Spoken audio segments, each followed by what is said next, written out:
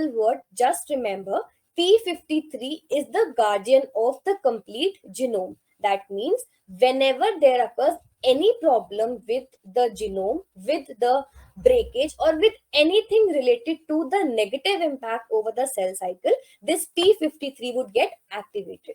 In the normal cases, when everything is going fine, P53 would rest with the help of MDM2. Remember it this way, जब तक कुछ नहीं होगा P53 madam के साथ rest करेंगे. So MDM, उससे just have a mnemonics of madam. So this P53 would rest with MDM2.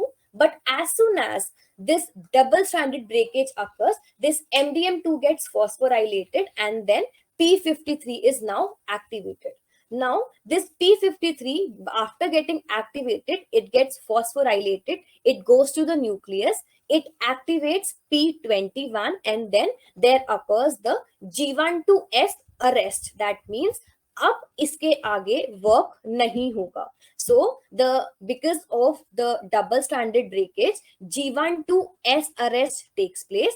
After that, if there is single stranded breakage or the particular DNA is unreplicated, now ATR recognizes first case, same MDM2 and P53 phosphorylate होते हैं, जिसकी वजह से P53 remove out होके in addition to CHK1, P53 phosphorylate होगा, it goes to nucleus, activates the P21, CDK2 gets inhibited, and then G1-S arrest takes place.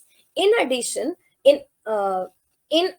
to that CHK1 getting phosphorylating the P53, it also phosphorylates CDC25. Now this arrest occurs if there occurs or if it requires that the cell need to be arrested in the G2 phase. So when P53 is there, G1-S arrest would takes place. But if CDC25 is getting involved, then G2 का arrest होगा. That means gap 2 के अंदर cell arrest हो जाएगा. Now there is one more important point, and that is about the metaphase to anaphase regulation. Now, why this regulation is important? Because there need to be spindle checkpoint, that whether the spindle fibers are properly arranged or not. So in this particular arrest, what happens is, एक second, इसमें clearly एक second, नीचे का इसमें नहीं दिख रहा है, मैं यहाँ से फोटो सेंड कर देती हूँ. देखो इसके अंदर क्या होगा. अब at this spindle checkpoint of the metaphase to anaphase, first point is BUB13 gets activated, and this BUB13 would activate MAD123, which would inhibit the CDC20, which in turn inactivates APC. APC inactivate होने की वजह से मैं इस नीचे वाले की figure आपको ग्रुप के ऊपर सेंड करती हूँ. ये यहाँ पे क्रॉप हो गई है, so just look at it from here. एक second. Okay, just look at the figure. इसका जो लास्ट नीचे का पॉइंट है वो रीड करो. APC inactivate. After the APC gets inactivated, now there occurs no securin degradation, because we have just studied in the normal case APC after getting activated, it degrades the securin, but now the APC is inactive, the securin will not get degraded, there would be no transition. Why? Because the separase, the scissor which we have compared to the separase, is not active. It won't bind, it won't cut the cohesin, and metaphase to anaphase transition will not occur. Okay, in the second case we have BUB2. It inhibits the TEM and MEN because they are inactive. CDC14 would be inactive. APC, that is anaphase promoting complex, would be inactive, and if it is inactive, again same way, cohesin will not degrade.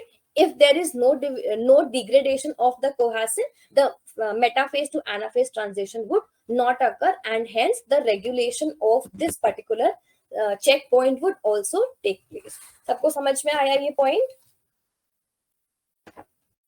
Clear हुआ है सबको? Clear ma'am. Okay, so let me just एक second. कि regulation के और transition के सारे points आपको समझ में आए? Is it clear to everyone? Is it clear to everyone? Yes or no? Yes, yes. Ma'am, clear ma'am, clear. Okay, so this was the topic which was left behind, and instead of typing it off, I just wanted कि it should be clear, इसीलिए मैंने इसको अपने note से directly as it is यहाँ पर paste कर दिया. I hope there is no problem with this thing, because if I sit and draw all this, it would take approximate 2 to 3 days, which is I think of no use, because इसको हम as it is, और ये clearly visible है I guess मेरे note से कि हम actual में क्या बोलना चाह रहे हैं. ठीक है. So in addition you can just go through जो अभी हमने रीड किया है ना, यहाँ पे जो समझा है, ये एज इट इज लाइंस, मैंने ये दोबारा सही करी है, ये as it is same lines यहाँ पर लिखी है. You can just go through them, ये आपको रिकॉर्डिंग्स में मिलेंगे. So just read these lines, pause at this particular point, and you can read these lines very very easily. As it is same lines लिखी है, कुछ भी different नहीं है. ठीक है? Okay ma'am. So this was the complete defect जो हमने read किया, वो defect के बारे में यहाँ लिखा है. कल ये वाला point रह गया था, and that is about the cell cycle inhibitors. So cell cycle inhibitor के अंदर we need to remember about the tubulin inhibitors most importantly. So tubulin के अंदर there are two main things. The first one is polymerization and the second one is depolymerization. So when or the inhibitors for the polymerization are vinblastine, colchicine and vinestin, if I'm not pronouncing it wrong. And then we have depolymerization inhibitors, which is Taxol. So remember about this. You might get a question in part B or a statement question, a statement part in the part C as well. So this was about it. Now we are done with the complete unit of second. If there is any topic left in unit 2, you can let me know. Otherwise, we'll take 2 minutes break and then we'll start with unit number 4, that is cell signaling. Okay. So finally, we have completed unit number 2. It was a long unit. It took approximate 6 classes, I guess, to finish it. Because yes, we started it on Monday, I guess. Yes, है ना, हमने Monday को start किया था ये. कब शुरू की थी हमने यूनिट? सैटरडे को स्टार्ट की थी. Oh, then we took 7 classes to complete cell cycle. Complete cell biology. It's okay, it's an important unit, and also there were many concepts to be studied, so it's absolutely fine. So we are done with unit number 2. Now we'll start with unit number 4. Let me just save this. Okay, we're done with this. Let's start with the next one. Take a second, let me open that particular presentation.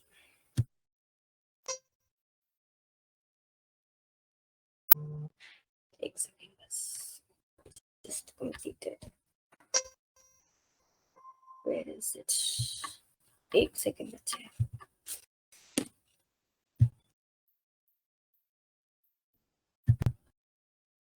Okay, so we have to start with cell signaling.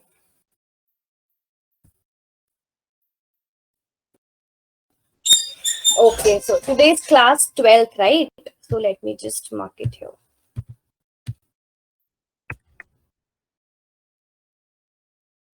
Okay, so we'll start with unit number 4, and that is cell signaling. Okay. So now talking about unit number 12, and that is cell signaling.